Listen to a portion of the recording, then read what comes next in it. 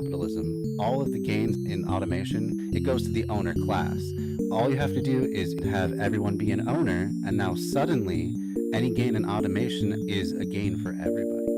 If you grow just one thing, it may not grow as well as if it grows with another thing. A good example of that is called the Three Sisters method of farming. There is definitely multi-apartment buildings or multi-families that do passive design. $100 million that they gave to Joe Rogan that they would kind of be out if they breach contract. Is that a bigger number? Or is 2 billion a bigger number?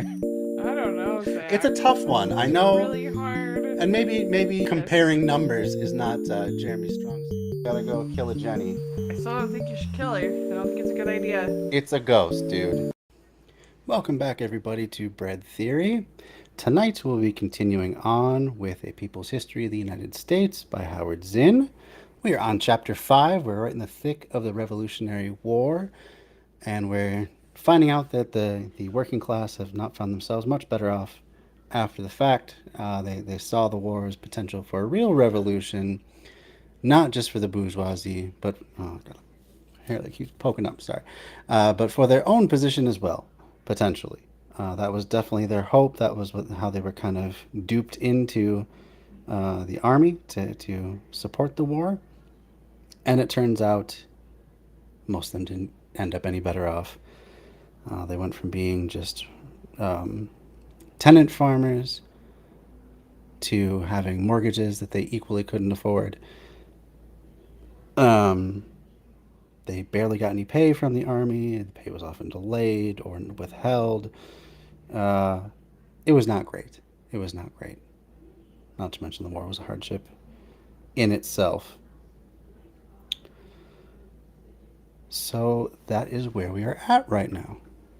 And as always, if anyone has any questions, this is a place of learning. So if you have any questions to ask in good faith, then have at it. There's no bad questions, only bad faith. I did want to share, before we get started though, link to my wife Amanda's bread that she has been making as another way to support the stream. Go check out her handmade sourdough. And if you'd like to buy some and you live in the US or Canada, it is a little bit of shipping as part of the price, because it's literally just her. Cannot get any sort of a bulk rate or anything like that, unfortunately. But if you want really high quality bread, and a lot of it, these come in like 3-pound plus loaves, then that is a place to go check it out and be able to help support the stream without giving any money to Bezos or Zuckerberg or Google.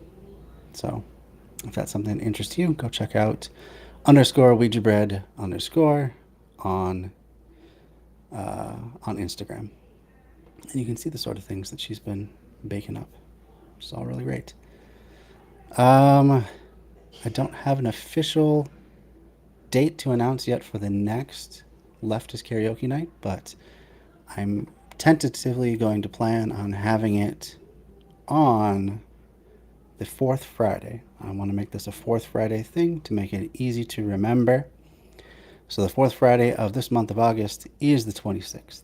So if you didn't get on the action last time, or if you did and you'd like to come back and participate once more, it was a really great time. It was probably one of my most successful streams in terms of participation and just having a good time. And you can sing anything you like. There is a playlist in case you're stumped on ideas.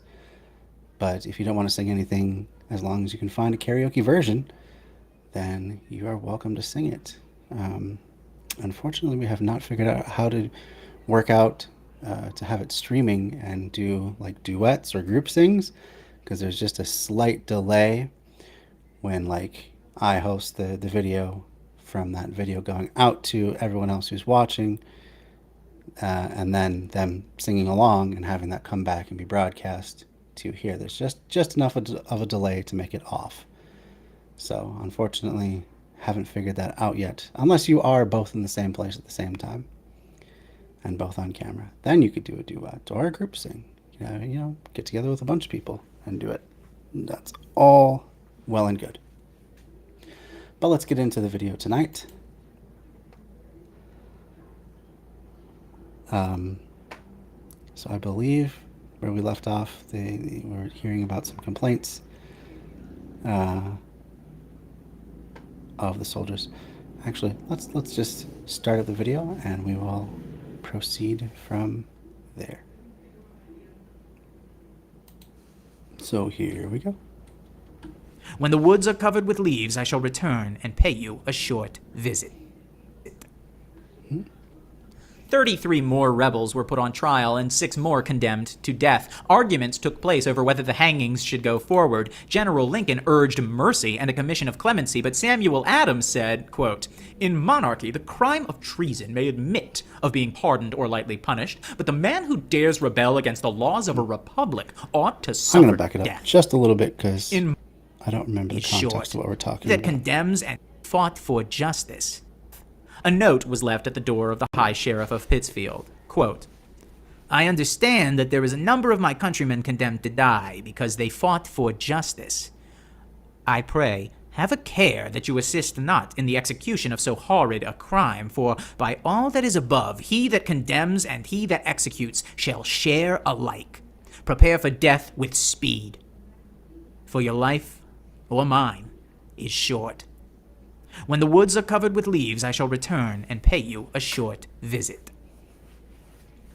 33 more rebels were put on trial and 6 more condemned believe we're to talking death. about Shays' Arguments rebellion, took place over whether if I the remember hangings correctly. should go forward. General Lincoln urged mercy and a commission of clemency, but Samuel Adams said, quote, "In monarchy, the crime of treason may admit of being pardoned or lightly punished, but the man who dares rebel against the laws of a republic ought to suffer death." Says a revolutionary. Says a revolutionary who fought against monarchy, and he's going to turn around and say, well, if you fight against me, even though I am, representing the class that is every bit as powerful as the former monarchy in terms of your everyday life, well, then you deserve death. That's great. That's real great. Great guy to name a beer after, good times. Several hangings followed. Some of the condemned were pardoned. Shays in Vermont was pardoned in 1788 and returned to Massachusetts, where he died, poor and obscure, in 1825. It was Thomas Jefferson, in France as ambassador at the time of Shays' rebellion, who spoke of such uprisings as healthy for society. In a letter to a friend, he wrote, quote, "I hold it that a little rebellion now and then is a good thing. It is a medicine necessary for the sound health of government. God forbid that we should ever be 20 years without such a rebellion. The tree of liberty must be refreshed from time to time with the blood of patriots and tyrants. It is natural manure." But Jefferson was far from the scene. The political and economic elite of the country were not so tolerant. They worried that the example might spread. A veteran of Washington's army, General Henry Knox, founded an organization of army veterans, the Order of the Cincinnati. Presumably, as one historian put it, for the purpose of cherishing the heroic memories of the struggle in which they had taken part, unquote. But also, it seemed, to watch out for radicalism in the new country.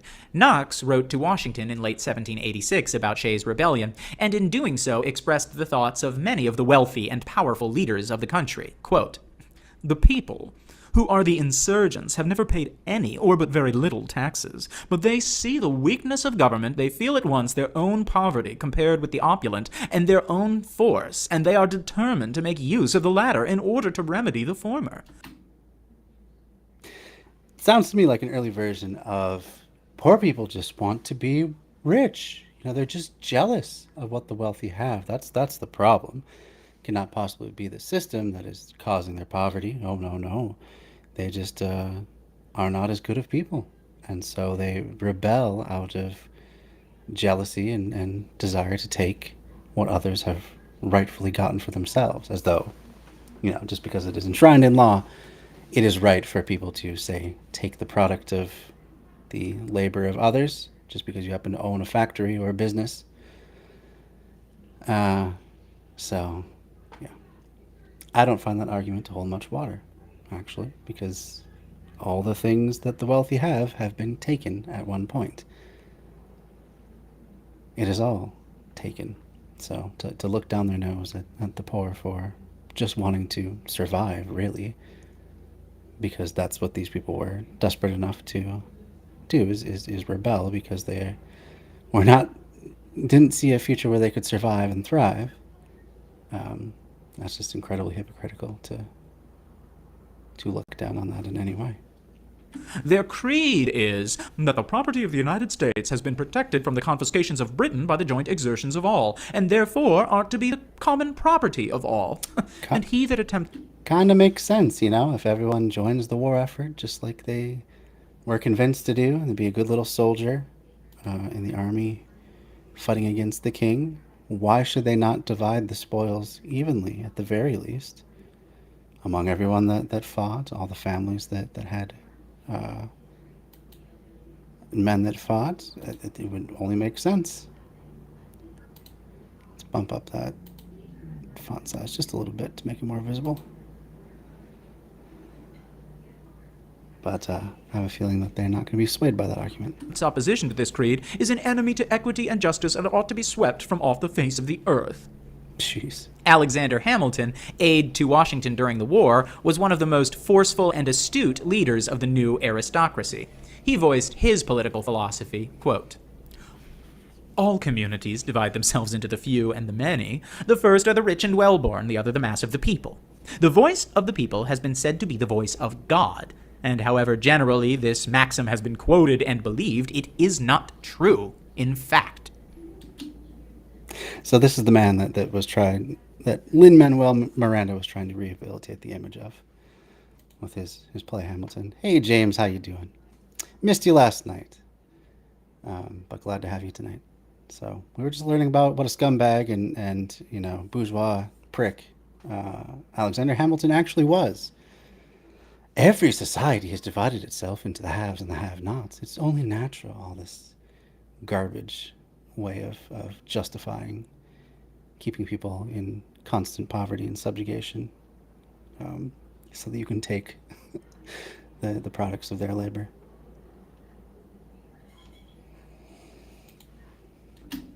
The people are turbulent and changing. They seldom judge or determine right. Give, therefore, to the first class a distinct, permanent share in the government. Can a democratic assembly, who annually revolve in the mass of the people, be supposed steadily to pursue the public good? Nothing but a permanent body can check the imprudence of democracy. Again, this is Alexander Hamilton. I just want to reiterate that. This man who's been boosted in esteem by a bunch of theater goers who, I guess, haven't looked into the history themselves. Pro-aristocracy, anti-democracy, believes that the masses are dumb and fickle and can't be trusted to rule with any skill or wisdom. So he wants a permanent ruling class. A permanent ruling class. He wants a permanent divide between the ruling class and the masses. Why did Lin-Manuel Miranda pick Hamilton to revive and make all these insinuations that he was for more liberty than his other founding fathers? You know, if it weren't for his being shot, well, hey, we might have ended slavery even sooner. I'm not seeing that out of his mouth. All I'm seeing is some chastisement and insults for the poor. Oh, you're listening to the Beatles songs on Spotify. Oh, that's hey, no problem. Everyone's got to have a good Beatles session now and again. What is your favorite Beatles song, if that is even something that's possible to pick? I think for myself, it would probably be Across the Universe. I don't know what it is about that one. It's just, there's something just beautiful and pure and very earnest, but not in a cheesy way. And it's just a beautiful song in general to be sung. Some of the best Beatles covers have been of that song by Rufus Wainwright stands out quite a bit, and Fiona Apple too. Phenomenal covers of that song. And then there was the adaptation Across the Universe. I don't know if it ever was a play or just a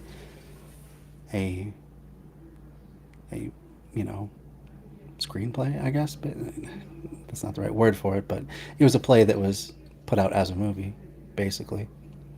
Very theatrical movie, anyway. A great rendition of it in that. My God, there's one freaking mustache hair that just will not behave. I got an anarchist in my mustache tonight. Will not obey the will of the masses, or the will of the ruling class, i.e. me. Alright, let's continue on. At the Constitutional Convention, Hamilton suggested a president and Senate chosen for life. The convention did not take his suggestion, but neither did it provide for popular elections, except in the case of the House of Representatives.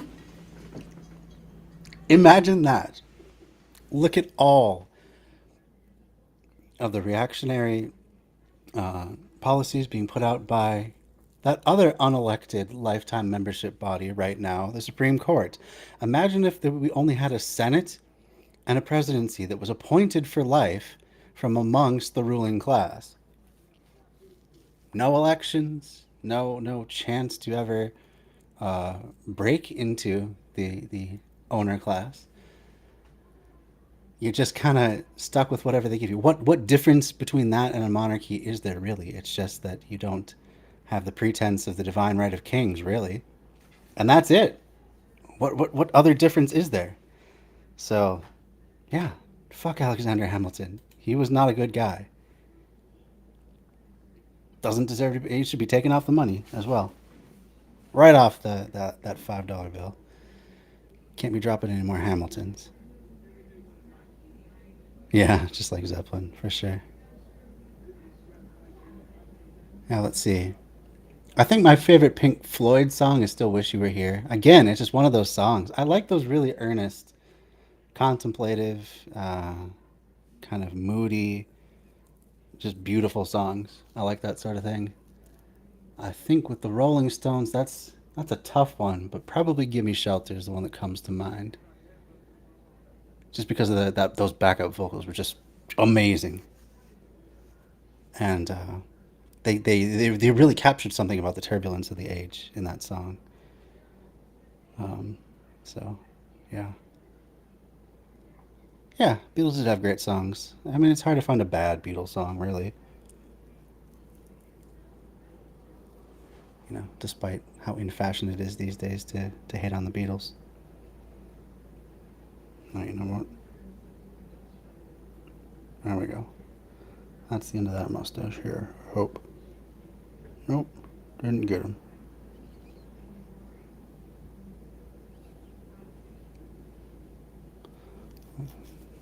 It's really bugging me. I hate having the hairs out of the corner of my eyes. Lunatic is on the Grass. Oh, whew. That's a great one. Great song. Yeah, I would put the Doors in the mix of those sorts of bands too. Very hard to pick a best Doors song. My dad used to always sing me Riders on the Storm, so that's definitely a treasured one for me.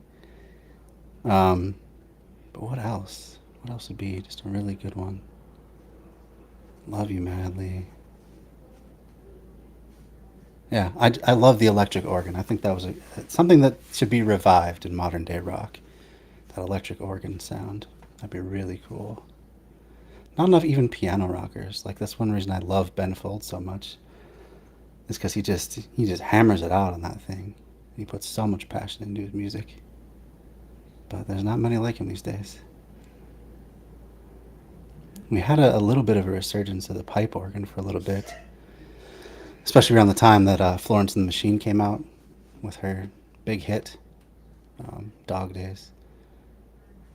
And it was one of the things that gave that song so much power. Like, you talk about powerful instruments, I don't think it really, not much compares to the pipe organ. There's a church in Minneapolis,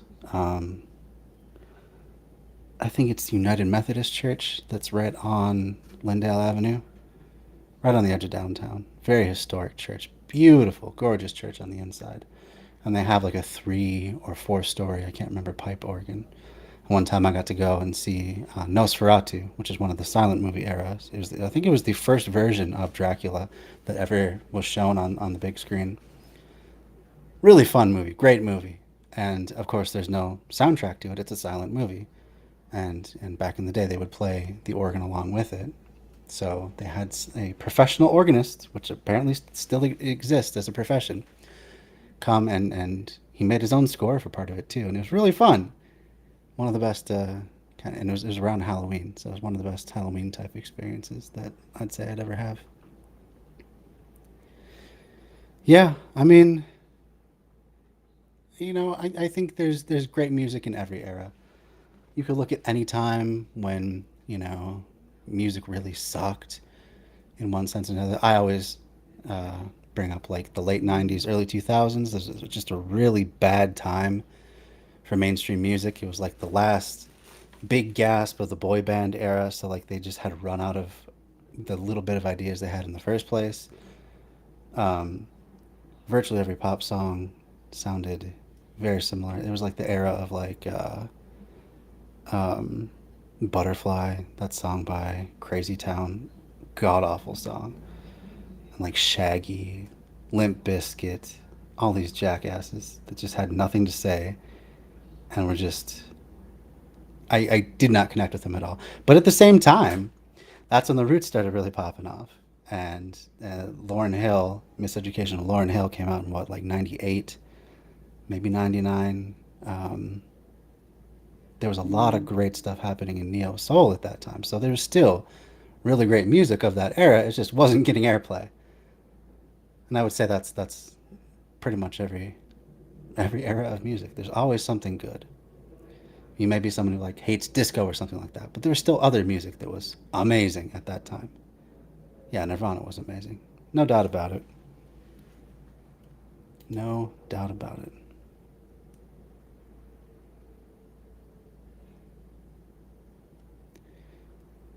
Oh, yeah. Someone's asking about the karaoke in the chat. On another chat that I'm looking at. So yeah, I don't have a good segue back to the book, but let's get back to the book. Move on. Where the qualifications were set by state legislatures, which required property holding for voting in almost all of the states, and excluded women, Indians, slaves. The Constitution provided for senators to be elected by the state legislatures, for the president to be elected by electors chosen by the state legislators, and for the Supreme Court to be appointed by the president. The problem of democracy... And see, you know what? There is an argument to be made for this sort of decentralized government. To have us be more like a European Union, more so than a federally organized republic.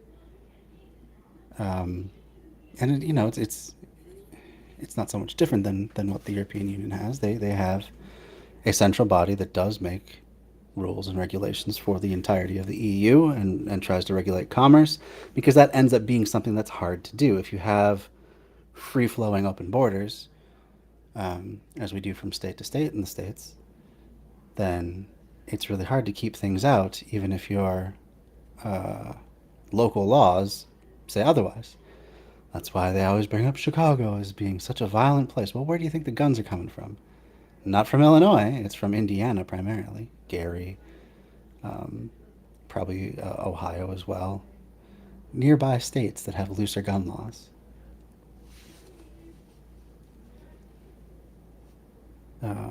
So that becomes a difficulty. So then at that point, these federations tend to say, well, we need a really stronger central regulatory body, because this is ridiculous to have 50 different sets of laws when one state can just really take advantage of things. It's kind of like how I'll take the example of fireworks. Like fireworks were all but banned in Minnesota for quite some time.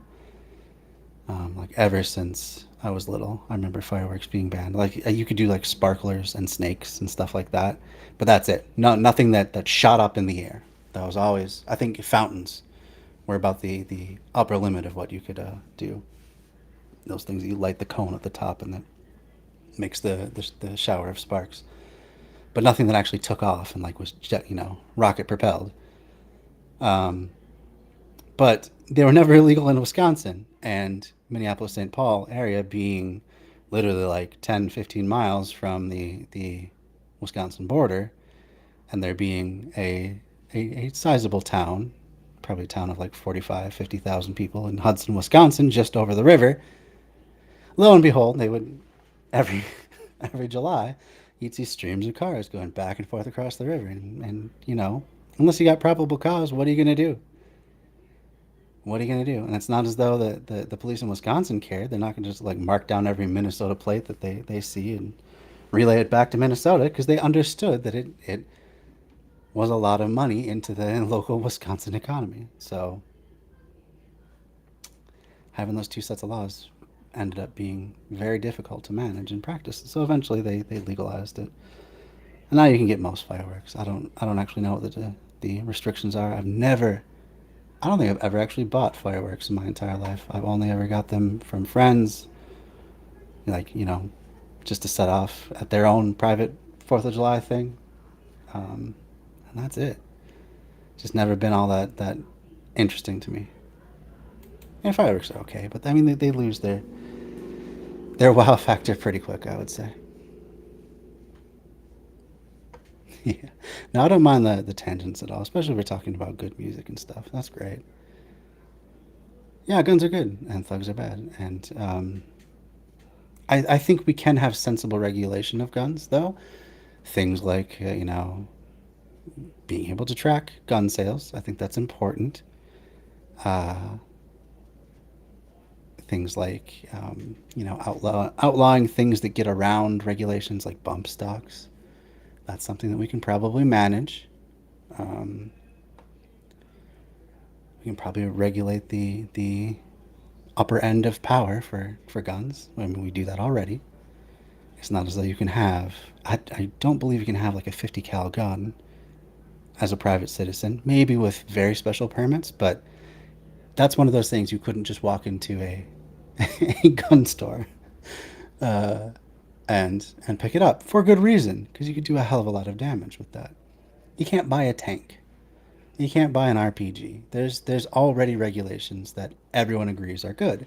We just have to figure out, for one thing, where that line is, you know, sensibly, and also make it easier to, you know, punish careless people.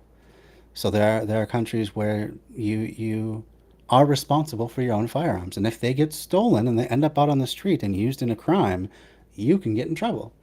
That puts incentives on people to lock them up, to not just have them in places where people can take them, like, say, out of their car or out of their trunk of their car even. But, you know, actually have to lock them up, right? Thugs won't stand. Yeah, neither would anyone else who's caught in the crossfire if everyone had bump stocks. That's kind of the problem. It's not, you're not going to increase any sort of accuracy, you're going to increase total damage done per second. That's the only reason to have something that makes your semi-auto behave as an automatic weapon. And they regulate knives too. Like there's so many, I think in certain states, there may be certain states that even regulate like butterfly knives, I believe. I could be wrong on that. But you can't have a switchblade. That's still illegal. You know, far less lethal than even a pistol, you know, a 9mm. But you're not allowed to have a switchblade. And somehow you don't see switchblades constantly being used in crime. Now, maybe if guns were very hard to get for people that wanted to use them for nefarious purposes, you would see an uptick in things like switchblades. But still, you know, you don't bring a knife to a gunfight is a saying for a reason. So there's better and less effective lethal weapons, and I think we can strike some sort of balance. Because I do believe that people should be able to protect themselves, especially when police will not. And for many communities in the United States, there's all but zero police protection. You know, in fact, you hear stories many times of people that call the police and just happen to not be white and ended up end up getting harassed, arrested, even worse, by police who just assume that they are the perpetrator when they show up on scene. So, now you got a switchblade at 15. Never killed anything because yeah, well, it's a good thing it didn't pop off in your pocket also and, like, you know, sever your I don't remember what that artery is. Is that your femoral artery, the one that's down on your leg? Now I'm gonna have to look it up so I remember what it is. No, that's not your femoral artery. What is the artery in your leg?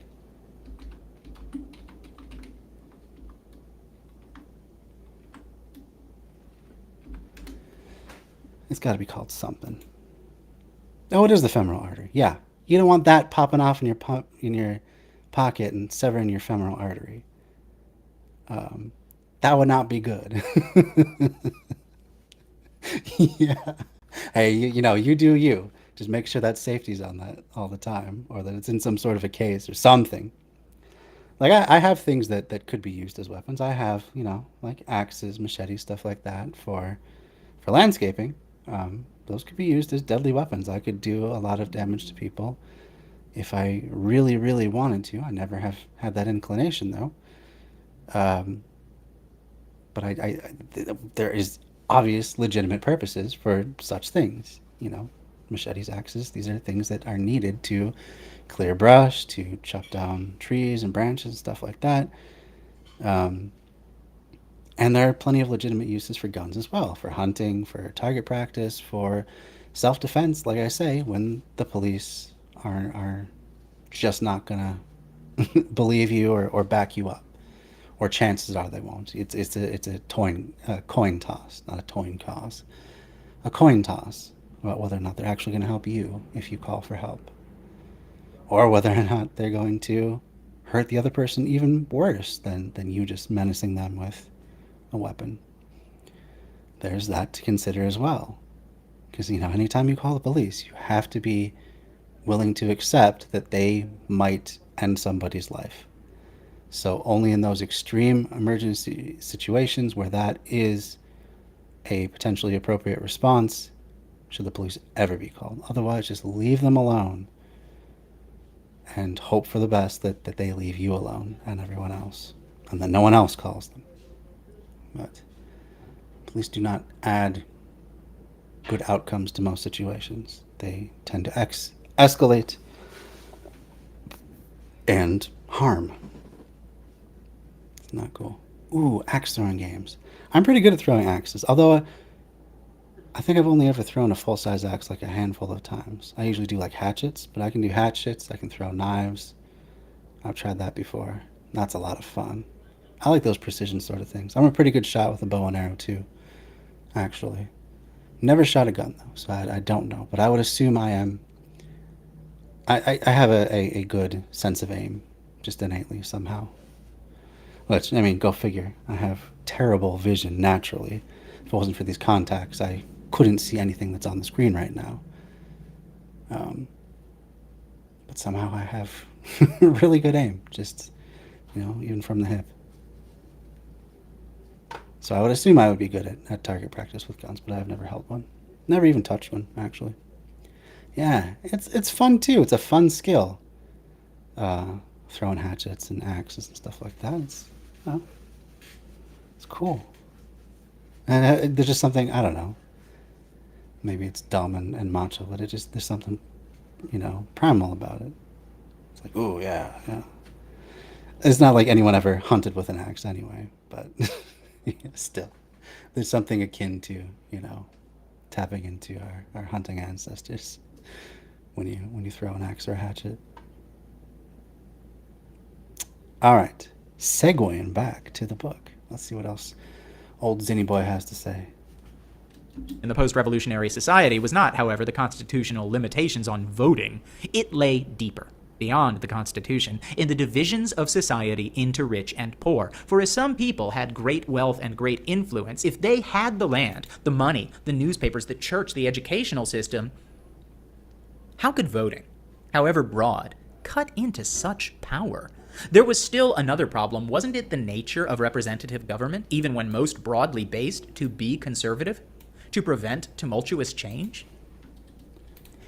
And see, that's the thing. I would worry much less, James, about, some sort of an intruder or something like that. If someone wants to break into my house, I don't want to end their life over that.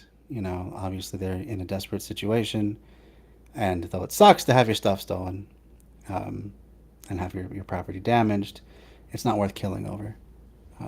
So if I could avoid that, I certainly would. And as a white man, I'm not really worried about really anyone menacing me. It's just how it is. I guess as I'll even add, as a large white man, I'm like 6'4". I have never felt unsafe in any neighborhood walking around at night, and no one has ever decided to mess with me for whatever reason. So I'm not so worried about myself when it comes to guns. But I am worried about people of color who could be targeted by, white supremacist groups. Or I'm worried about the LGBTQIA who could be targeted by the same. So if that's what you mean by thug, then sure. Yeah, definitely. That's good to have vulnerable people protected from those sorts of people. Because certainly the police are not going to step in a lot of the time. Or they're just going to do their basic minimum effort. Some thugs rob. Why did you capitalize rob? Rob and kill you. Best to have it and never need it. Yeah. In that situation too, you're just escalating things. So, someone sticks you up. The best move is just to give them your wallet. And, if you're in a sketchy area, hopefully you haven't put all of your money and If I stay here, it's gotta go on. all right, yeah, I'll put the air on. Amanda's going to join us, so welcome Amanda to the stream. Hey, kids. But anyway, as I was saying, if you're getting stuck up, it's still not worth killing someone over, and it's not worth being killed over. And I'm not a professional robber, so I'm certainly not, Mr. Cool Hand Luke over here, so I wouldn't trust myself to outgun someone who clearly does it for a living. I'd put someone in a hold. Sure, yeah, but like in that case, you don't need a gun for that either. If you're in a situation where they're just like, "Hey, give me your money," then yeah, you still don't need a gun for that. So, again, property is not as important as people. Even shitty people don't deserve to be just summarily executed because they're being shitty. You gotta figure out where the shit comes from. No, for No, real. I'm laughing at what James said. Sorry. If a thug is out to kill and rob Amanda while she is making pepperoni rolls, well, in that case, I would definitely shoot them. I gotta protect those roni rolls. I mean, come on, James. I would just smack them in the face with my rolling pin or my cutting board. And I just think if you took a piping hot pepperoni roll out of the oven, you could just split it in half and just throw it in their face. Right in the eye. Hot meat to the eye. That'd put them down. Pepper spray pepperonis. Yeah, pepperoni spray. Except you don't want to spray that in your mouth like spray cheese. All right, sorry. But still, what are you gonna keep a gun next to the salad tosser in your kitchen? I mean, I usually keep it in the knife rack. The holster taped to the side of the knife. Do I need the paring knife or the Glock? The pistol. I mean, they just have a lot of options. Sometimes I don't feel like slicing my pizza. Sometimes I want to shoot it. Sometimes the can opener's in the dishwasher,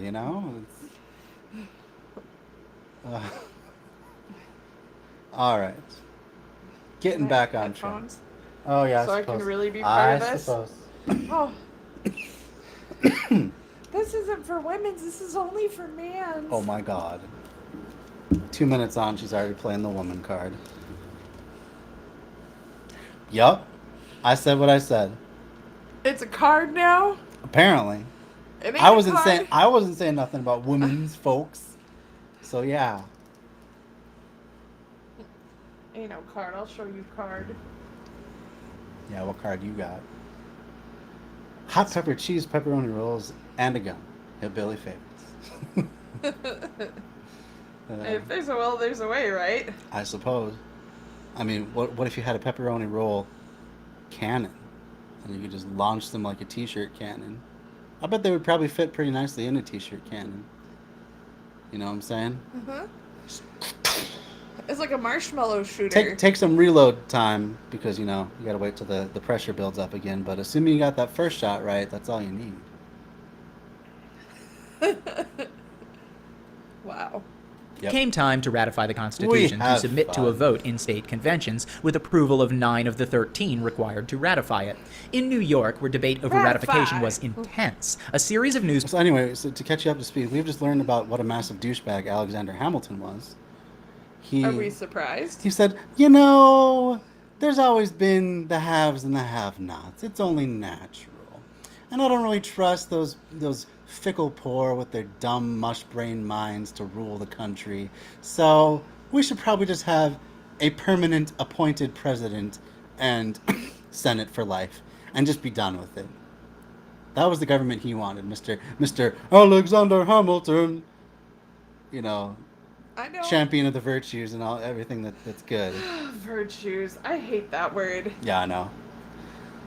That was your old school that ruined that for you. Yeah. So anyway, to have a bunch of virtues. Now I got none. That was old Aham talking about how we just should have an aristocracy, basically, but just not call it that and not pretend that it's the divine right of kings. But of every other way, let's just have a permanent upper class and a permanent ruled class, lower class. So that was his thing. And now they're talking about how they originally wanted to have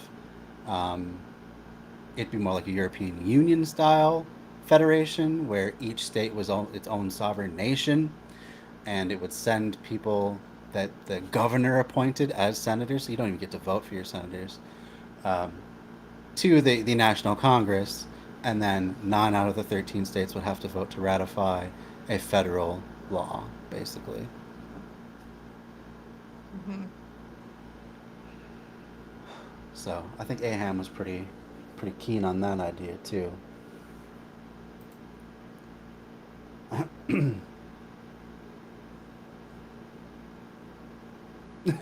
Who's gonna try and steal me? I'm too big to steal. Too big to fail. No one's gonna touch him.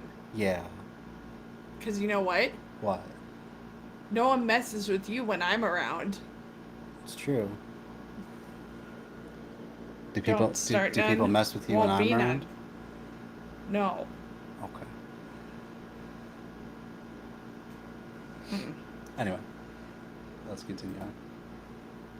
Newspaper articles appeared anonymously, and they tell us much about the nature of the Constitution. These articles, favoring the adoption of the Constitution, were written by James Madison, Alexander Hamilton, and John Jay, and came to be known as the Federalist Papers. Opponents of the Constitution became known as Anti-Federalists.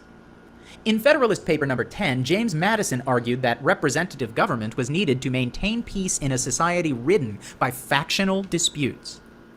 Isn't that odd, too, that in the play Hamilton, James Madison was portrayed as kind of an upper crust patrician, you know, I'm good friends with George Washington type. And here, he actually wanted representative democracy at the very least. Interesting.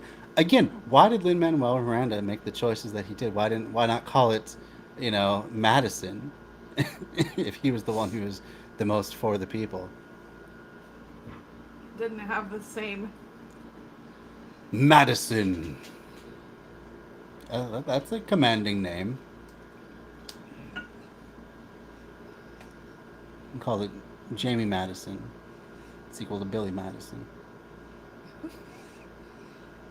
Why do we gotta go there? I don't know. Every time Adam Sandler comes up, it just falls apart. He has good dramatic roles, and no one believes me on this. No, but he has good dramatic roles. He's better very good at than dramatic. he is funny. He sucks at comedy, but he loves the comedy the most, obviously. Like, what's that movie? Not Spookly. Oh. It wasn't Dobby, but it was something like that. Hooby-Doo or something. Hooby. One of the worst movies I've ever seen. Just a completely self-indulgent wank job of Sandler doing callbacks to like literally every other dumbass movie he's ever done. Oh, I hated that movie. Hated every part of it. And his character always has to be like untouchable and like super cool, even though Gets no a one girl likes every him. time. Oh, and yeah, he always has the hottest woman in town as his love interest, and she'll just stand by him no matter what. She rejects all the hot guys and the cool guys to be with, you know, a greasy-haired guy who eats raw eggs off of his bicycle from his Swiss Army canteen. God, I hated that movie. Oh, stop. I'm gonna gag. Yeah, Hoobie Halloween. God, that was horrid. Horrid. Literally one of the worst movies I've ever seen. And we love Halloween movies in Oh, this yeah. house. Oh, God, I love Halloween movies. You know, We watch them year round.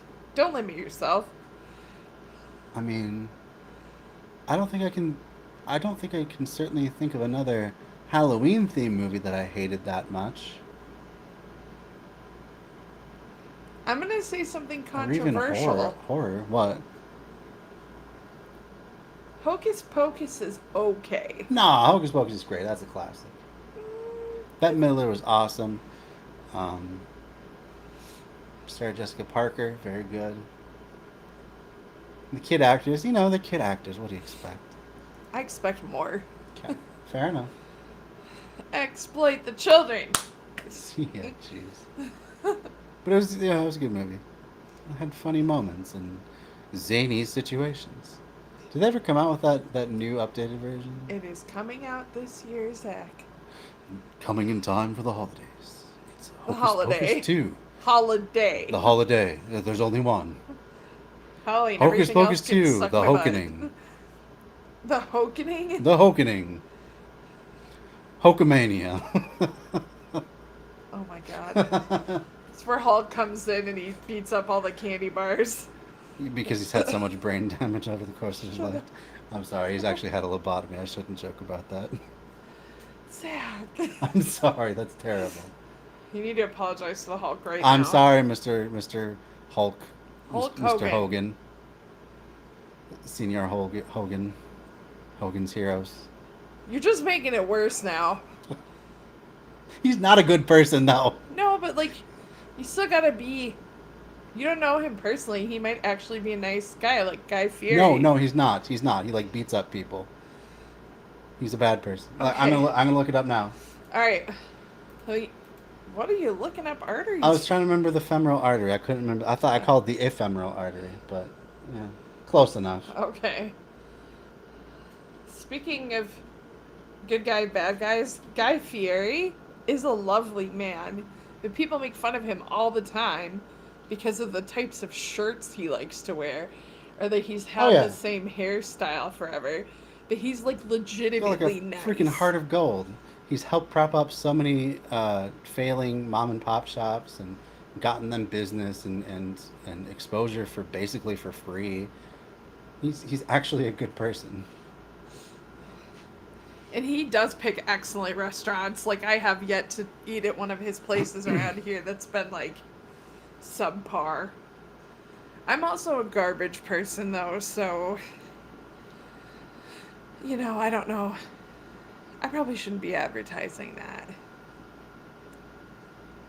I just All really that's coming like up French for fries. Hulk Hogan legal troubles is when Gawker released a sex tape of him and someone's estranged wife. So that's not, I don't care about that. I swear he's been really shitty to people though. Well, let's save that for another day. I'm gonna try one more search. Back injury. Bad guy.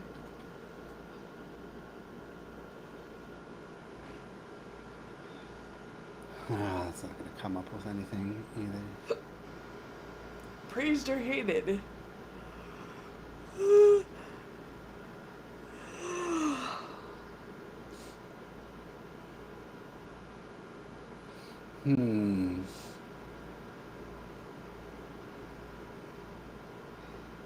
Alright, I don't know.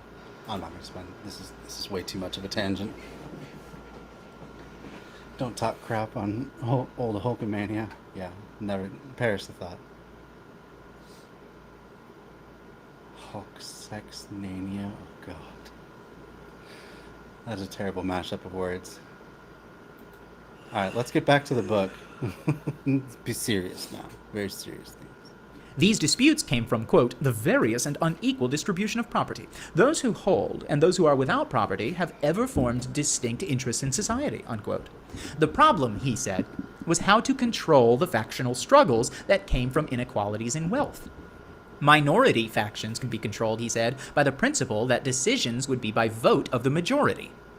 So the real problem, according to Madison, was a majority faction.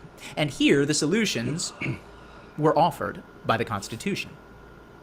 To have, quote, an extensive republic, unquote. That is, a large nation ranging over 13 states, for then, quote, it will be more difficult for all who feel it to discover their own strength and to act in unison with each other. The influence of factious leaders may kindle a flame within their particular states, but will be unable to spread a general conflagration through the other states, unquote. Okay. Madison's argument can be seen as a sensible argument for having a government which can maintain peace and avoid continuous disorder, but is it the aim of government simply to maintain order as a referee between two equally matched fighters? Or is it that government has some special interest in maintaining a certain kind of order? A certain distribution of power and wealth, a distribution in which government officials are not neutral referees, but participants? In that case, the disorder they might worry about is the disorder of popular rebellion against those monopolizing the society's wealth. This interpretation makes sense when one looks at the economic interests, the social backgrounds of the makers of the Constitution.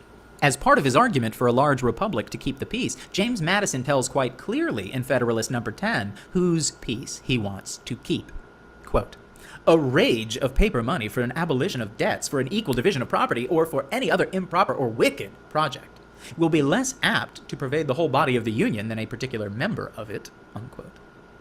When economic interest is seen behind the political clauses of the Constitution, then the document becomes not simply the work of wise men trying to establish a decent and orderly society, but the work of certain groups trying to maintain their privileges, while giving just enough rights and liberties to enough of the people to ensure popular support. In the new government, Madison would... I mean, that's our world now. That's So, like, absolutely what we have, so I guess we can predict what they landed on here. it's just interesting that would carry over like that, considering like the whole set of ideas that you were taught, well, I was taught as a child, like, oh, we're trying to better ourselves, we are escaping religious persecution, and we wanted to be free and equal and take care of everybody, but we come to this great land and terrorize the natives, and escaping religious persecution so you can turn around and persecute others based on your own religion and interpretation of it. But I feel like that's like bubbling up again now Absolutely. with how things are going with Absolutely. like, I'm gonna beat the dead horse, Roe v. Wade, the possibility of gay marriage and interracial marriage possibly being overturned. People like Marjorie Taylor Greene just dropping the Judeo part of Judeo-Christian values and advocating for, like, literally saying we are Christian nationalists. Like, so love that story for you, Marge. yeah, Marge. That's what everyone should call her, just Marge.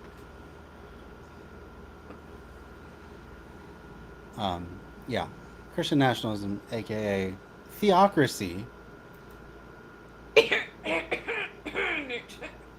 Brother, ew. I have no idea what you just coughed out there. Harriet. Jesus. Can you just say it? No, because I don't know if it's going to make trouble. Okay. I'm thinking of World War II, and I'm thinking of a particular group of people with a particular set of features. Yeah, that's right. Land of the free, home of the brave, unless you're not Christian. That's the view of Marjorie Taylor Greene, Lauren Boebert, all these other douche knuckles. Land of the free and the home of the blondes with blue eyes. Except for Boebert's a brunette, but sure. Probably Point taken. Knox died. Point taken. Well, I mean, Marjorie Taylor Greene's probably not anything more than a bottle blonde. I'm a real blonde. Yeah, right. I'm a real girl with real girl feelings. Mm-hmm. All right, moving on. Belong to one party, the Democratic Republicans, along with Jefferson and Monroe. Hamilton would belong to the rival party, the Federalists, along with Washington and Adams, but both agreed. One a slaveholder from Virginia, the other a merchant from New York, on the aims of this new government they were establishing. They were anticipating the long fundamental agreement of the two political parties in the American system. Hamilton wrote elsewhere in the Federalist Papers that a new union would be able, quote, to repress domestic faction and insurrection, unquote. He referred directly to Shays' Rebellion, quote. The tempestuous situation from which Massachusetts has scarcely emerged evinces that dangers of this kind are not merely speculative, unquote. It was either Madison or Hamilton, the authorship of the individual papers is not always known, who in Federalist Paper number 63 argued the necessity of a, quote, well-constructed Senate as, quote, sometimes necessary as a defense to the people against their own temporary errors and delusions, because there are particular moments in public affairs when the people, stimulated by some irregular passion or some illicit advantage, or misled by the artful misrepresentations of interested men, may call for measures which they themselves will afterwards be the most ready to lament and condemn.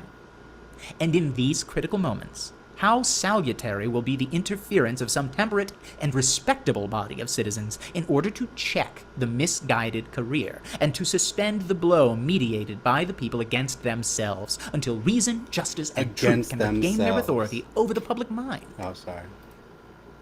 I get really mad when there's all this mention of how people are supposed to conduct themselves when they're upset about things. Because you know what? I sit back and I watch a lot of people initially conduct themselves in the approved manner, and nothing happens.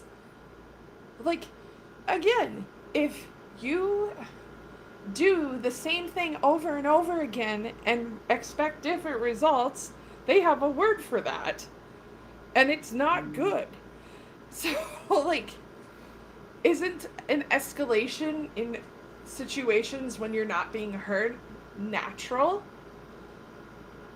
I mean, it's always, like, best practice, even, like, business-wise, right? And I don't mean to minimize this, but this is the best situation I can think of. So you know how you're, like, interviewing for a job and they're talking about, how do you handle the situation with your coworkers, blah, blah, blah. Right? Like, the answer they're looking for is like, oh, I talk to them first. I address it with that person directly. Privately, but directly. Right? And then they're like, well, what if that doesn't seem to help? You know? Mm-hmm. Then you're supposed to, like, do it again in front of other people and move up the chain, etc. Yes. So if it's acceptable in that situation, why are we surprised that when people are pissed off and not being heard the first time when they've asked nicely, are we surprised that it escalates? Mm-hmm. Are we so put upon? Why aren't we taking a second to step back and assess? Yeah. I don't know. I don't know. Good points. James, I didn't do karaoke. I'm actually a terrible singer. No, you're not. Maybe you don't remember because Amanda was in disguise when she did her song. It was a masterful disguise. She looked just like Coach Cheese from the music video of the Beastie Boys, Sabotage. But that was the song that she sang for karaoke night. I also sang Fiona Apple. And that's right. And you did Fiona Apple as well. No, you did really good. I'm very proud of you. And I picked Coach Cheese because I wanted to know what it felt like to be a middle-aged white man. And for the first time in my life, I felt like I truly had power. Yeah.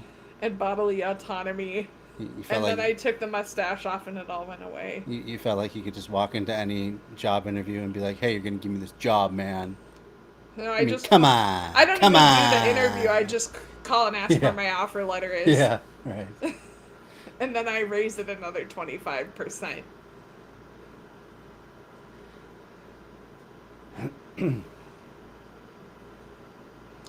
Do you beat them up or mind your own steals and tells you to be quiet? Do you tell, beat them up, or mind your own business? If your manager steals, so like, are they a middle manager? Who are they stealing from? These are important, pertinent pieces of information. If they're stealing from the company itself, Who cares? they're probably stealing twice as hard from their employees, so I don't care. But if they're stealing, stealing from the blind person down the street, lower workers, then yeah, screw them. Then you corner them in the stock room. No, you don't. And no, you don't. No. With pepperoni rolls. No, yeah, you pepperoni roll them. You pepper roll them out. Read them the Pepperoni Act. This is gonna be a thing now. I hope you're proud of yourself, James. I'm gonna pepper roll you out. Let's get Pepper Rick rolled. Nope. It's not working. It's gonna come later. Okay. Peppa Pigged. Peppa Pigged. Okay. Ronied out. We should make that into a meme. Pepperoni muscles. Yeah. Yeah. Okay. You with your artistic skills, you can put that together. Who's that guy that runs up the stairs to that tiger song in that movie? Are you talking about the actor or his character? Whatever. Sylvester Stallone. Yeah, we should Roni him up. Yeah. We can just use his body. Adrian, give me more Ronies. I need more Ronies. Pizza. Pizza. Yeah, I got the eye of the pepperoni. What do you want from me? I need Cannon. I need you. That is a deep cut that no one is going to understand but you and me. James gets it. Oh yeah, pepperoni is amazing. Even have you ever had turkey pepperoni? Just as delicious as the swine variety. And there's a vegan one that's pretty good. However, I wish it were sliced a tad thinner. Yeah. It's a little thick. A little chunky boy. It don't get crispy edges like the other Ronies do. All right, let's get back to the book before we completely fall off track.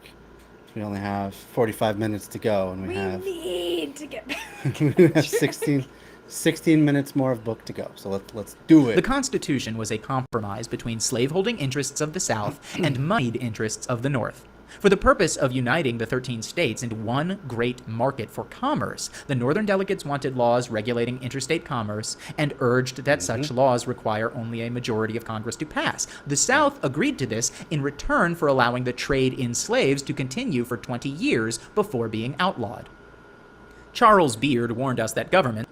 Now, correct me if I'm wrong. I'm trying to do the math here, but around the end of the 1770s, what's 20 years past that? Is that 1880 or 1860? What was it? 1890. Wait, sorry. No, at the end of the 1780s. Or it's the end of the 1770s. You get me all screwed up. End of the 1770s, when they're ratifying the Constitution, they said, "Oh, slavery can go on 20 more years." Did it go on 20 more years? Or did it go on another 100 years, basically? Didn't it go on like Another 100 years, basically. Actually, no. It's still going on now. Well, that's true. It's just different. It's like some sort of fucking Power Rangers shit. It keeps evolving. Yeah. Adding new parts. You have to activate the government's trap card, and then you can be a slave. What if the government were Power Rangers? I think they would get more done. Just a hot take. There you have it. Hot take of the night. Including the government of the United States, are not neutral, that they represent the dominant economic interests, and that their constitutions are intended to serve those interests. One of his critics, Robert E. Brown, just want to check. What exactly are the interests of people? Because last time I The aristocrats. The moneyed interests. That's what they're talking about. Sorry, not people. No, things. Things. And the people that own them. You should write a book called that. Things and the people that own them. Yes. Sorry. It's a knockoff of Lifestyles of the Rich and Famous. It's not on things and the people that own them. Things. Charles Beard in the Constitution, raises an interesting point. Granted that the Constitution omitted the phrase life, liberty, and the pursuit of happiness, which appeared in the Declaration of Independence. Curious that, huh? The one phrase that sticks with everyone, that everyone knows about the founding documents. Life, liberty, the pursuit of happiness. The one thing that could actually guarantee the average person real freedom beyond just being, not legally disallowed from pursuing happiness, but actually actively being able to pursue happiness through support structures like shelter, food, education, transportation, so on and so forth. Things that actually guarantee life and liberty. Being alive. Funny that was left out of the Constitution somehow. Let's hear about it. We don't care, 'cause we live in the world of the Little Mermaid. Look at my stuff, isn't it great? I'm the upper class, appreciate Oh, me. that's where we're going with that. Okay. Da-da-da-da, da-da-da. Let me know when we have a musical interlude so I can continue. And substituted life, liberty, or property. Well, why shouldn't the Constitution protect property? Yep. As Brown there you says go. about revolutionary America, practically Things more everybody important was interested in the than protection of people. property. Yeah, I was just about to make a comment of that myself. Let's hear.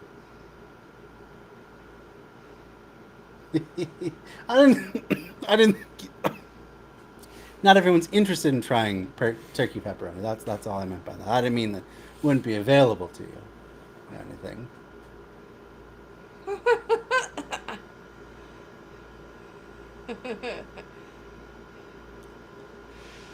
Yeah, exactly. You have the right to property, which is great for people that have property.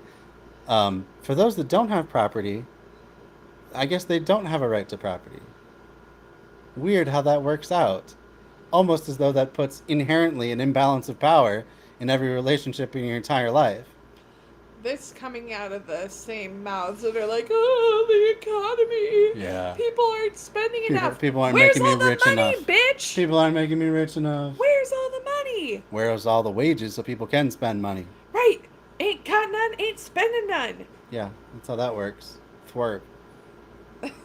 I'm gonna get a fan. You should get a fan. You can be my number one fan. I'm moving on. Because so many Americans owned property. However, this is misleading. True, there were many property owners, but some people had much more than others. A few people had great amounts of property. Many people had small amounts. Others had none. Yeah, so people are Jackson, starting from Maine unequal found footings. that 1/3 of the Amazing. population in the Revolutionary period were small farmers, Pause. while only 3% of the We're not going to population. make it more than 10 seconds in a clip, are we? Hot take.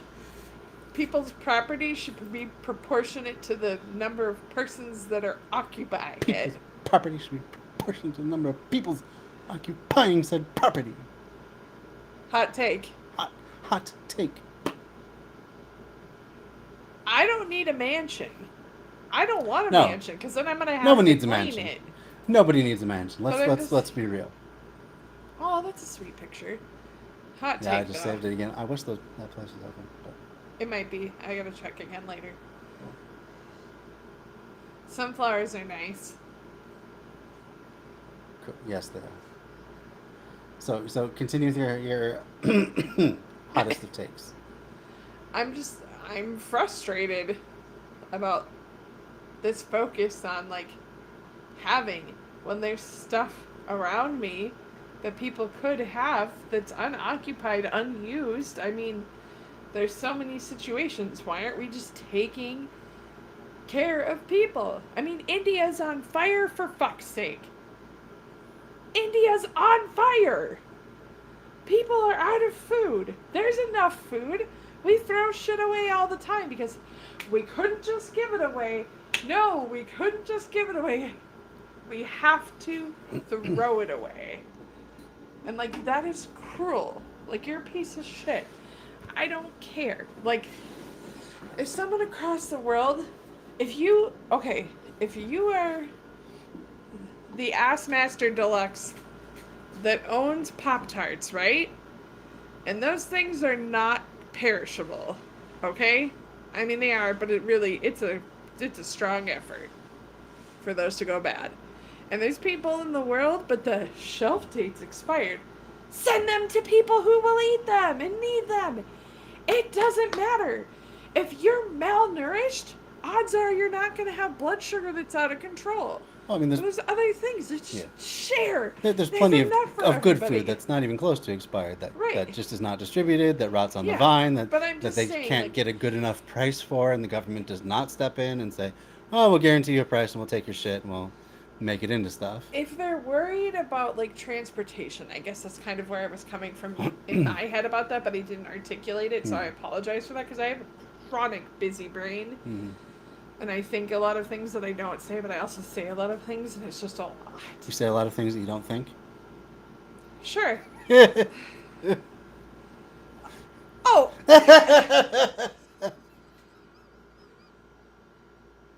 Wow. I thought you were gonna do the old switcheroo. Think a lot of things I don't say a lot of things I don't think. Just teasing you, jeez. This is my life, guys. Continue. Pick on me. Jeez. I'm nice. You know what? I'm gonna make pepperoni rolls for James and you don't get none. Oh no. Ha! Who's funny now? But in your comment before there, James, you say you can be a happy poor hillbilly or a rich hillbilly, but I'm happy, and guess what? I'm still a hillbilly. I think you bring up something important, though. Like, to me, the sort of pursuit of happiness they're talking about is not just being content with, the things that you have or just content with the stuff or the circumstances of your life. It's being able to pursue a passion. So, you may be very happy in your living situation. You like where you live. You like the people around you, stuff like that. But you might also say, want to do plant genetics. Let's just pull that out of the air. You should be able to pursue that. So that takes education. That takes transportation. That takes food to be able to think clearly and have the right nutrients to process information. That takes a shelter where you can study. On and on and on. So people should, however they define happiness, they should be able to pursue it, as long as it does not diminish anyone else's capacity to do the same. There always must be the balancing principle in any right that you give people. Otherwise, it becomes a privilege rather than a right. Right. Like, if people told me I couldn't go to the park anymore. Yeah. I would be like, well, I hate you and you're a jerk. Well, I mean, there are plenty of private parks, so there are people saying that. Well, they can't have my waterfall or my rocks. Okay. You made a waterfall in rocks? Yep. Okay, cool. I'd like to see that sometime. You have. It's called Taylor's Falls. Oh, okay. So, yeah. I forgot. I lost my train of thought completely. Anyway, pursuit of happiness should be whatever makes somebody happy. They should have the means to pursue it, not just a lack of legal impediments to do it. Like, technically, anyone could get into Harvard and make all the business and life connections that they need to set themselves up for life. But it just so happens that the way it shakes out is you have things like, legacy admissions, where that counts to a percentage of your admission. You have to have gone to the right schools and have the right extracurriculars, and on, not to mention the money factor. Oh. Yeah. You have to have dough. a lot of that. So, even though you're not legally prohibited from applying to Harvard, you're not in a position where you actually can pursue that. So it's an empty sort of a right. It's like, I have the right to go to the moon. I will never have the ability to go to the moon unless Jeffrey Bezos starts launching all his pores into space, which I know he would love to. But barring that, I will never leave Earth's atmosphere. It's fine. That doesn't happen to be my happiness that I would like to Maybe you pursue. will when you die. But if I wanted to be an astronaut, then, I should be given the tools from as early an age as possible to pursue that. And that's the thing. Life, liberty, and the pursuit of happiness cannot be just extended to adults, because once you reach that 18-year mark, you're starting on very different lines if all of that stuff, all of those support structures have not been provided to you in the intervening 18 years. So again, you might have no legal impediment to pursue happiness, but you also may not have any sort of realistic ability to pursue your happiness. This also makes me circle back to the fact that they will give an 18-year-old $100,000 to go to college, $100,000 plus, right? But when that same person hits their late 20s, early 30s, they're not allowed to buy a home because they have too much debt. So Right. why the hell would you saddle someone that young and you consider them immature? Yeah. Right? Because they don't have life experience. They're brand new adults, right? So like, I'm sorry, but I'm not sorry. The system is just, it's completely fucked. I don't think I would take that ticket, James, even if I got the golden Bezos Willy Wonka ticket that he puts out in every, you know, 10 millionth Amazon box that gets shipped out, which I'm sure he would do something like that. I think I would I don't pass on think that. you would do that. I would just pass on that, you know. I think he's too It's greedy. fine. Well, I mean, there's a reason he went to space first before any of his employees or anything. Yeah, because he's a man.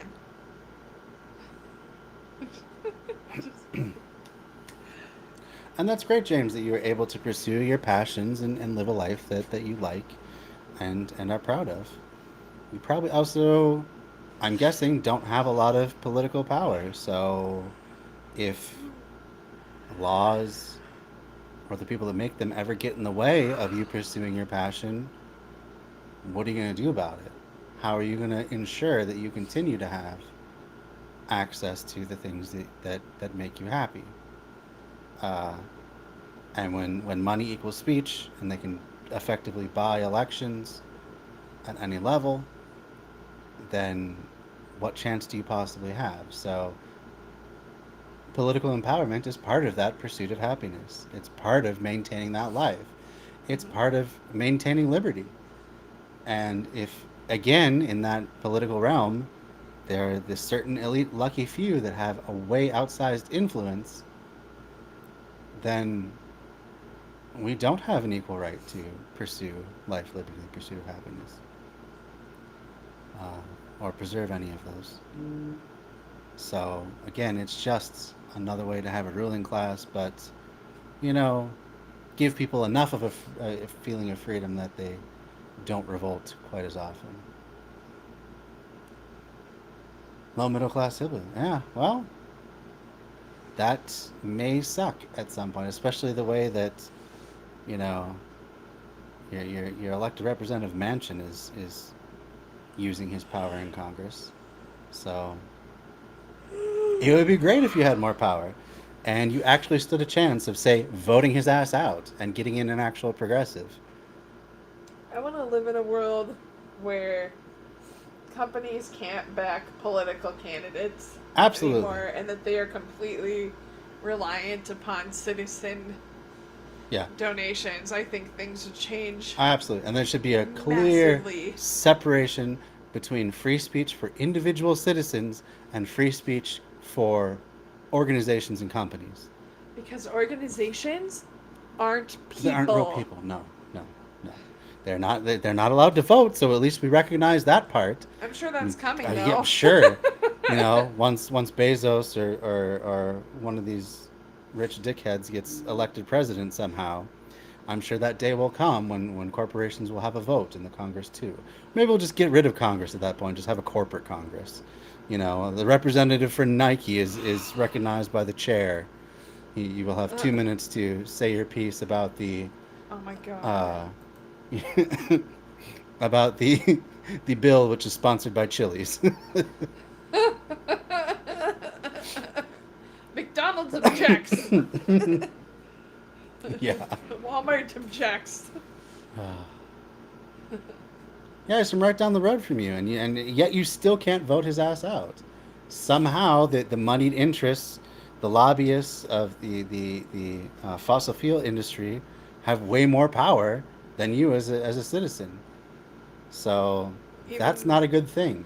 even Because of Joe Manchin, your state continues to be plundered by those that would seek profit at the expense of long term survivability of the planet.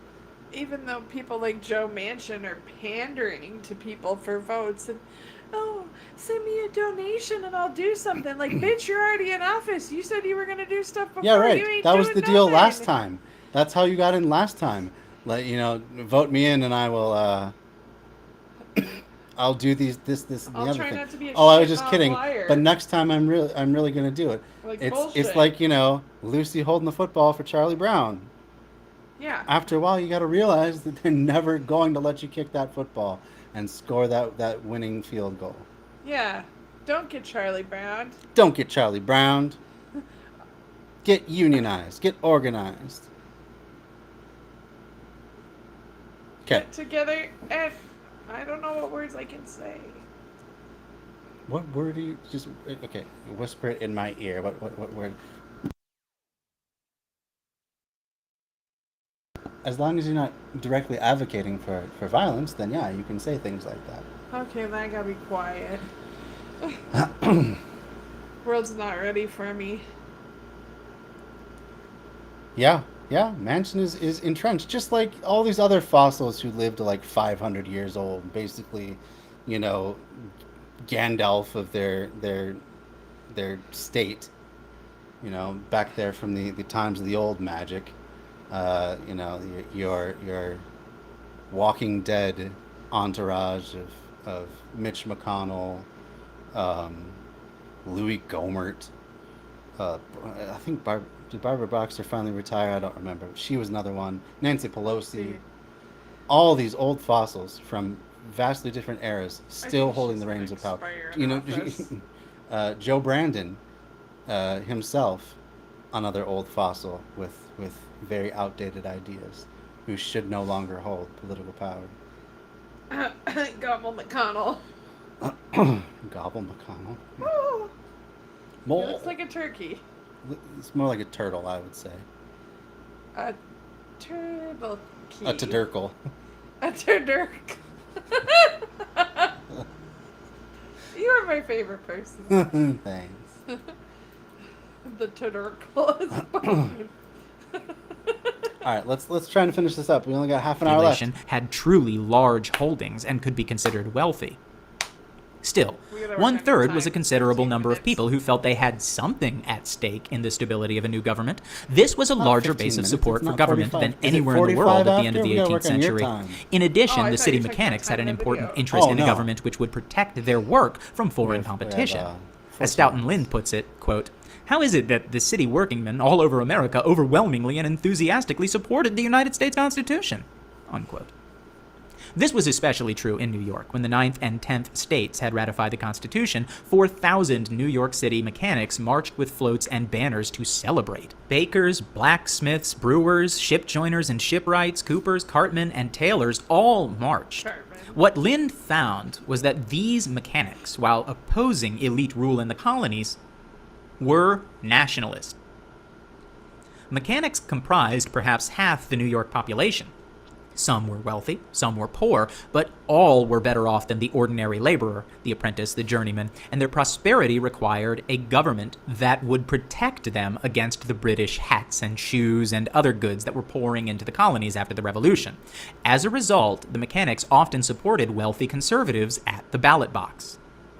The Constitution, then, illustrates the complexity of the American system, that it serves the interests of a wealthy elite, but also does enough for small property owners, for middle-income mechanics and farmers to build a broad base of support. The slightly Again, look at the economic middle class, which is not a true class, but the people that have, maybe a house, maybe a small business, but that's it. Don't really wield huge political power themselves. Look at how they're used as a barrier between the actual wealthy owner class and the poor that generate all their money for them. It has ever been so.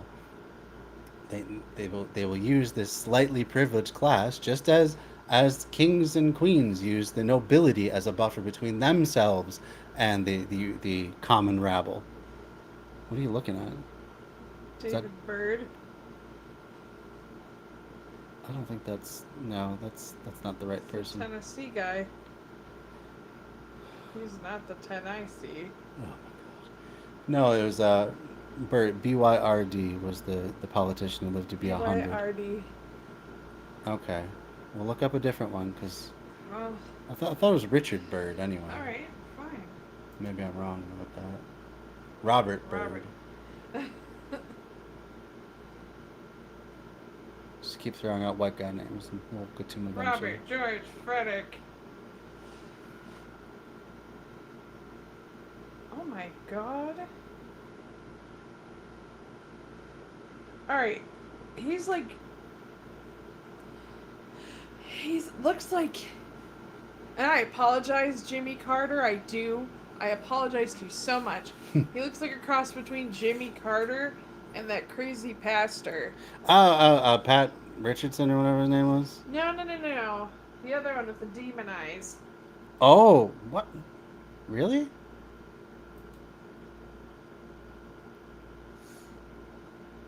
I can't think of his name either right now. The guy with the private jet. This guy. Yeah. What's his name? Kenneth Coleman. Kenneth Coleman. Copeland. Not Coleman, it's Copeland. Coleman. No, it's Copeland. Fine. Either way, I don't care if his name's correct or not. Anyway.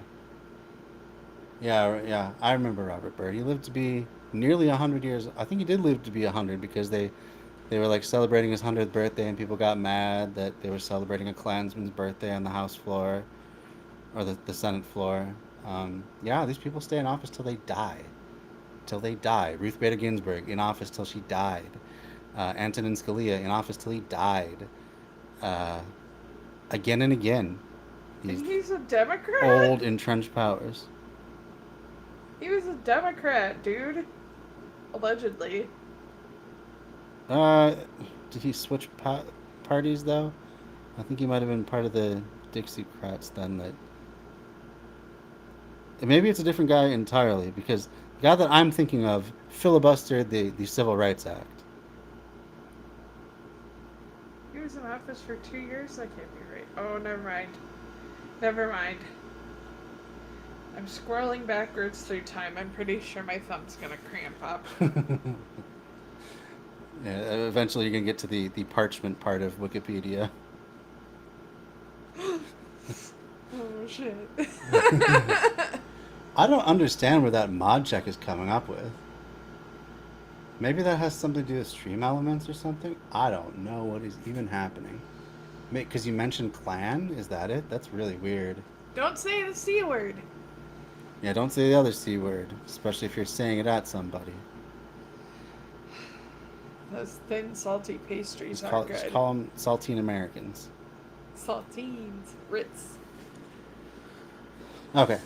Continuing on, we're going to finish it up. Yeah. Prosperous I people feel it. who make up this base of support are buffers against the blacks, the Indians, the 18 very minutes. poor whites. have to They pause and I gotta enable check the in on a elite friend. to keep control with a minimum of coercion, a maximum of law, all made palatable by the fanfare of patriotism and unity. The Constitution became even more acceptable to the public at large after the first Congress, responding to criticism, passed a series of amendments known Alright. as the Bill of I don't want Rights. to be cruel. Let's all say goodbye to Amanda. Thank you for joining. Yeah. Thanks Always a for pleasure having to me. have you on.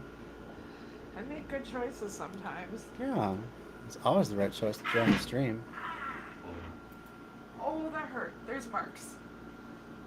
I now have the chair imprinted on my body. That's fun. Lots of slang. So Blatchevig says lots of slang terms for Southerners get mod checked. That's interesting. Slang terms for Southerners. Oh, because you said the D-bird or whatever.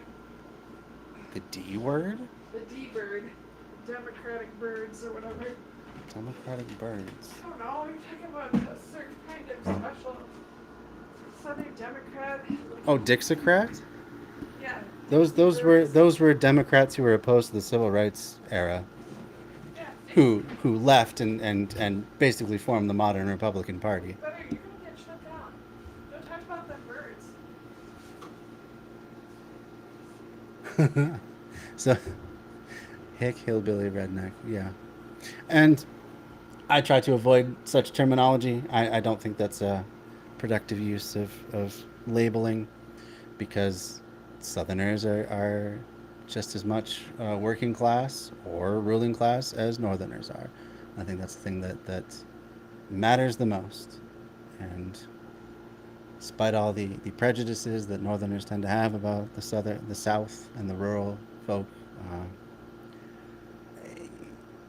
it's not a good way of thinking of things, and it's certainly not going to get anyone on our side as leftists if we throw around divisive terms for no reason other than getting a cheap laugh off of it. Yeah, I don't even know who the mod is. Like, Stream Elements is a mod, and ReStreamBot is a mod. So, but I'm not getting any sort of notification from either of those places.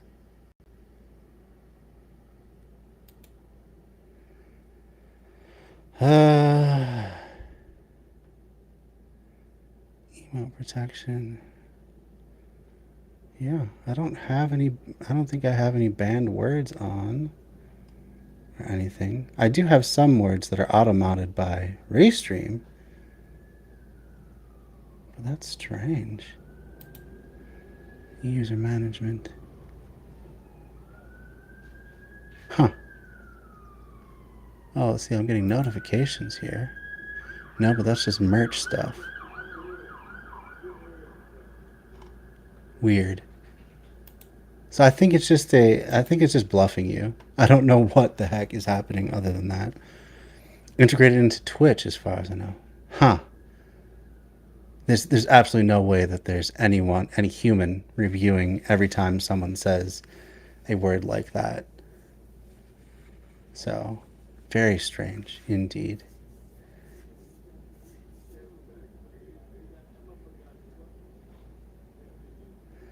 So the historical context about how those terms came around, you say, is invaluable. You use the terms as reclaiming the slur. Okay, well, that's a different thing. Which, kind of hypocritical. Automated, not human. Well, you said one thing that was not allowed, James. So I have no idea what word that even is. There's no way for me to see that from my end either. But I have automod turned on for some things. For some words. So like, no racial slurs are allowed to be typed into chat. They will not show up. Stuff like that. But other than that, I don't have any controls on of, triggering words that threaten people or whatever. So yeah, it must be something that Twitch itself is doing. Let's move on. We're almost done. Almost done with this chapter. I really want to get These amendments seemed to make the new government a guardian of people's liberties, to speak, to publish, to worship, to petition, to assemble, to be tried fairly, to be secure at... Remember, too, the original Constitution was ratified without these amendments. There's a reason that the Bill of Rights is a separate set of rights that were all amendments to the original Constitution. So originally, if you want to get super originalist about it, the founding fathers didn't even intend you to have freedom of speech, freedom to, carry a weapon, freedom of the press and assembly. All of these things were later added into the Constitution. So if you're going to be a super originalist, as say a Supreme Court justice, well, why not go all the way back to the very beginning then, huh? If we're going to be beholden to the ghosts of 200-year-old dead people. Home against official intrusion, it was, therefore, perfectly designed to build popular backing for the new government. What was not made clear, it was a time when the language of freedom was new and its reality untested, was the shakiness of anyone's liberty when entrusted to a government of the rich and powerful. Indeed, the same problem existed for the other provisions of the Constitution, like the clause forbidding states to, quote, impair the obligation of contract, unquote. Oh yeah, James. I I'm out of the word bitch because I don't want not because it's that egregious of a word, but I don't want people coming into the chat, say trolls, and just like starting to call people that, especially people they know to be women. So with that in mind, just in terms of limiting people's ability to harass as trolls, that's why I banned that particular word. Quote, or that giving Congress the power to tax the people and to appropriate money. They all sound benign and neutral until one asks, tax who? For what? Appropriate what? For whom?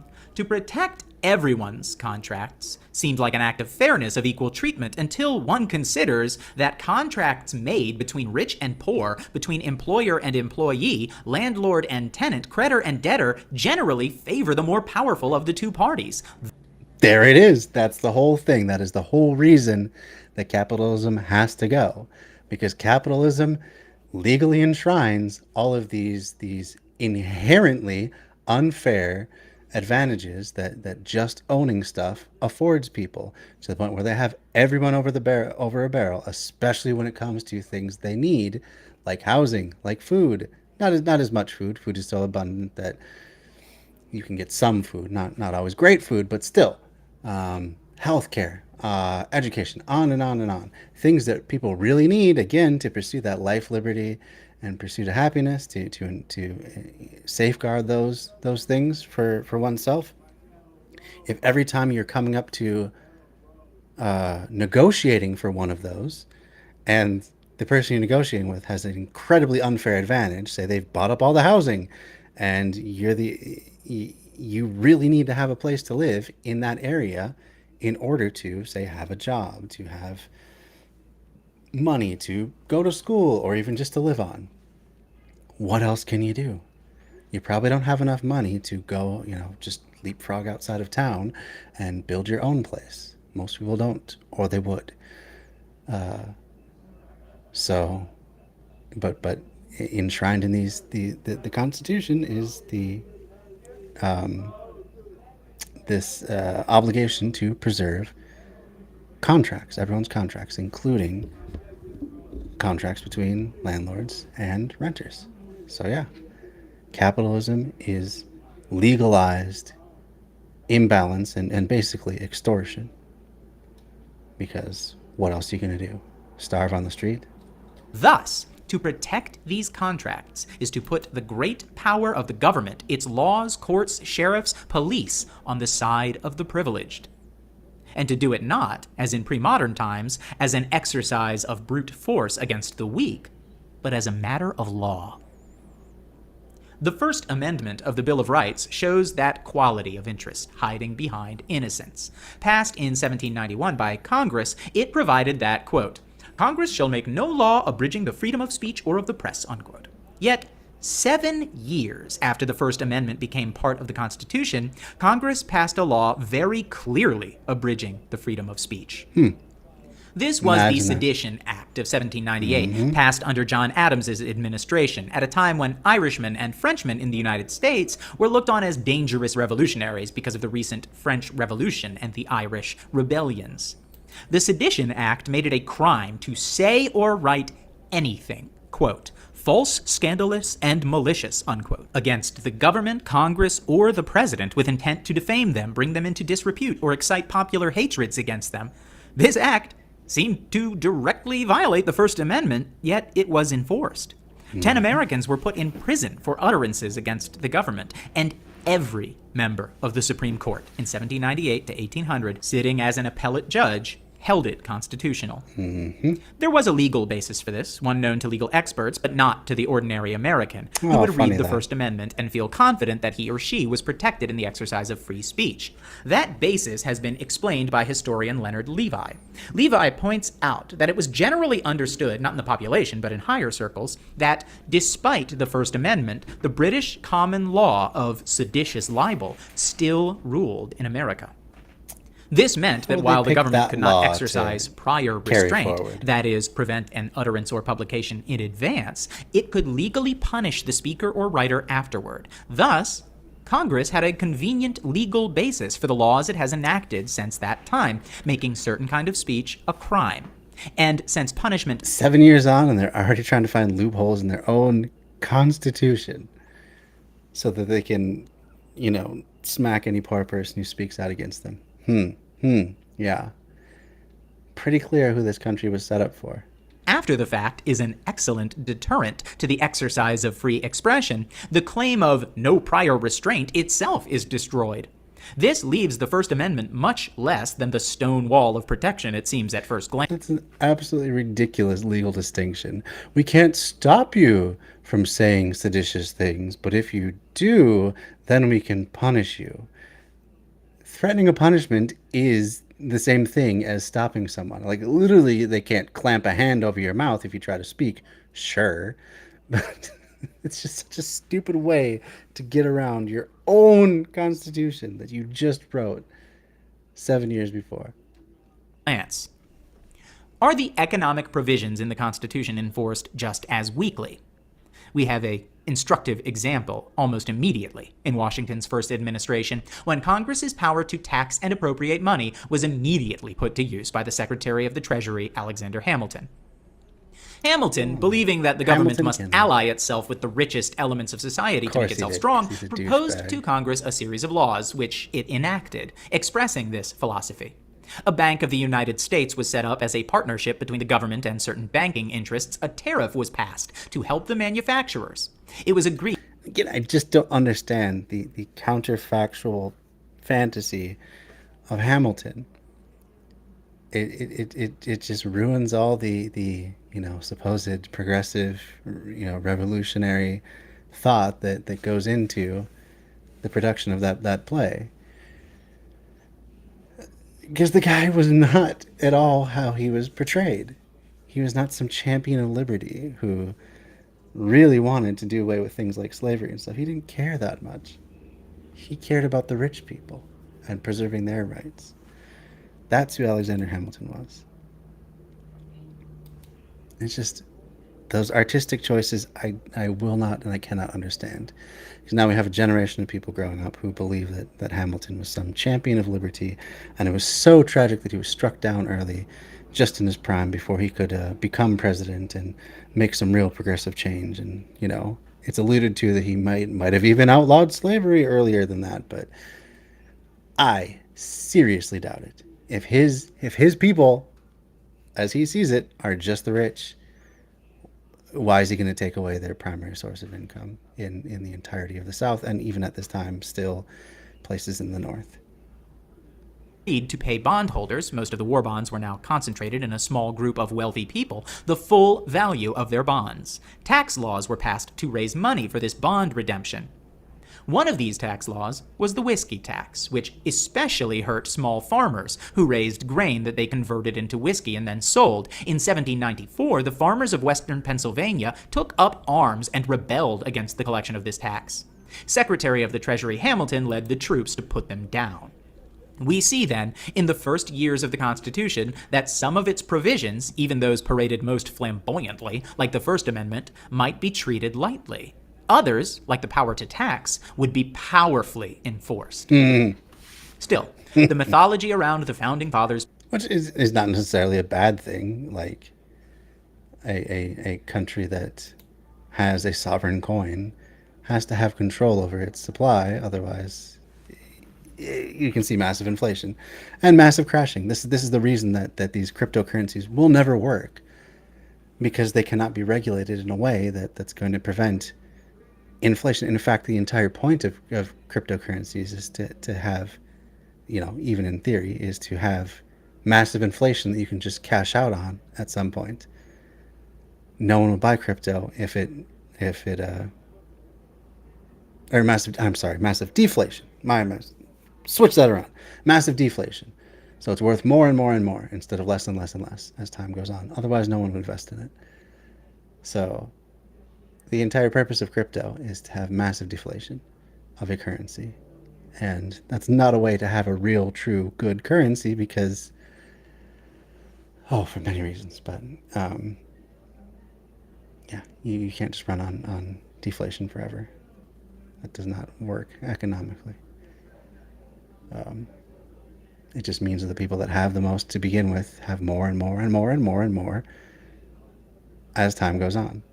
So the people that got in early and bought, 10,000 Bitcoin at pennies now have millions of dollars of Bitcoin. And to try to buy a single Bitcoin is, well, let's see what a single Bitcoin is now, even after the crash that it had recently.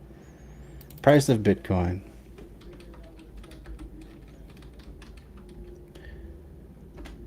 Well, would you look at that? One Bitcoin is still worth 22,994 US dollars. Even though it's down $279, 1.2% just today. Let's look at the year to date.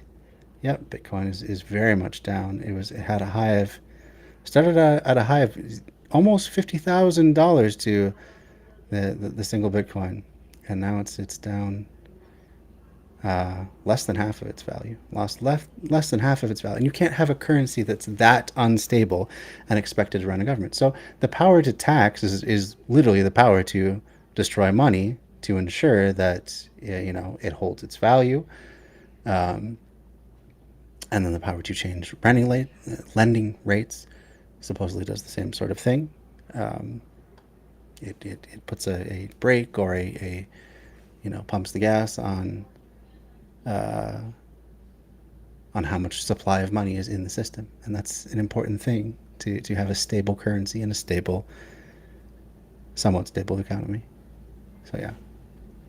So that part is understandable, having, coming down pretty hard on the ability to tax. But funny too that all these conspiracy nuts who think the federal government has never had the power to tax legally. Persists. To say, as one historian, Bernard Bailyn, has done recently, that, quote, the destruction of privilege and the creation of a political system that demanded of its leaders the responsibility and humane use of power were their highest aspirations, unquote, is to ignore what really happened in America of these founding fathers. Bailyn says, quote, everyone knew the basic prescription for a wise and just government. It was so to balance the contending powers in society that no one power could overwhelm the others and, unchecked, destroy the liberties that belonged to all. The problem was how to arrange the institutions of government so that this balance could be achieved, unquote. Were the founding fathers wise and just men trying to achieve a good balance? Spoiler alert, they did not no. want a balance. Even the narrator couldn't stifle his laugh at that question. Except one which kept things as they were. Guy. A balance Whoever among did the dominant forces at that time. They certainly did not want an equal balance between slaves and masters, propertyless and property holders, Indians and white.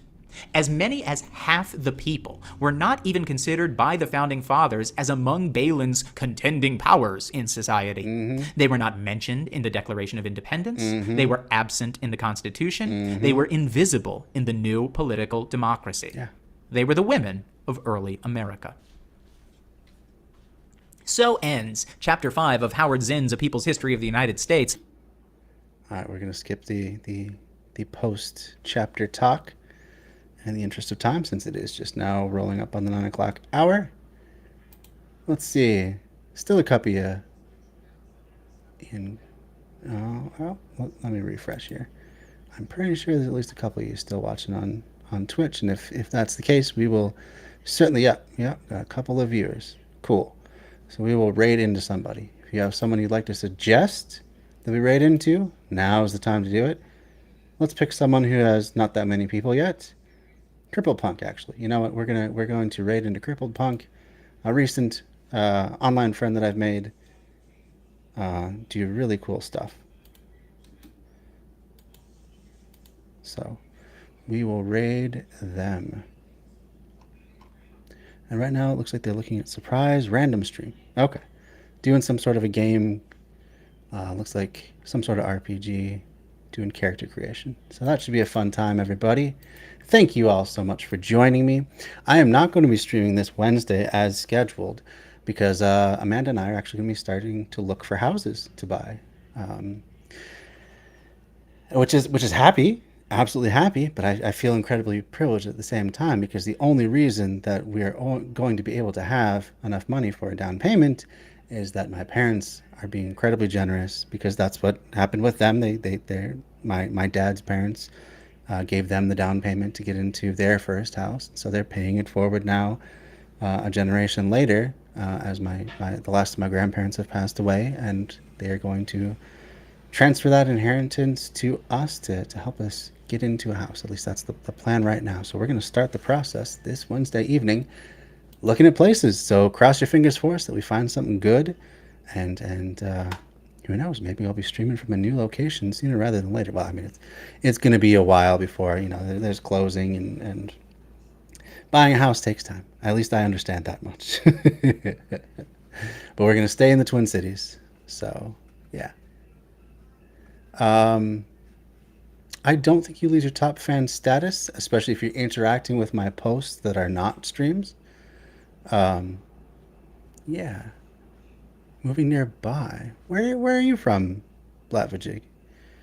Because I'm living in St. Paul right now, and we're gonna either be in St. Paul or Minneapolis. We're really trying hard to stay within the cities. Hard to find something in our price range though, because we need something. We really need something that's like, at maximum $150,000 in order to have enough for a down payment. So. Oh, you're way on, but you're in Minnesota still? I had no idea, or I forgot that perhaps. Maybe I knew that before. Oh, sorry about that. uh, Sorry. Yeah, we're gonna stay in the Twin Cities. My kids live in the cities. I have kids from a previous marriage, so I need to stay by them because they're still young, and I don't know what I'd do if I couldn't see them every week. That'd be a big hole.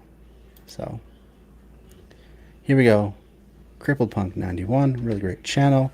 Starting the raid right now. Elder Scrolls Online, that's what they're looking at right now. So tell them hi from me. Tell them where you're coming from, and make sure to be nice and play nice in the chat, because they're a really cool streamer. Here goes the raid. Good night, everybody. And I guess I'll be seeing you perhaps next Sunday will be the next one. So it's going to be a while, but, you'll just have to find other ways to occupy your time.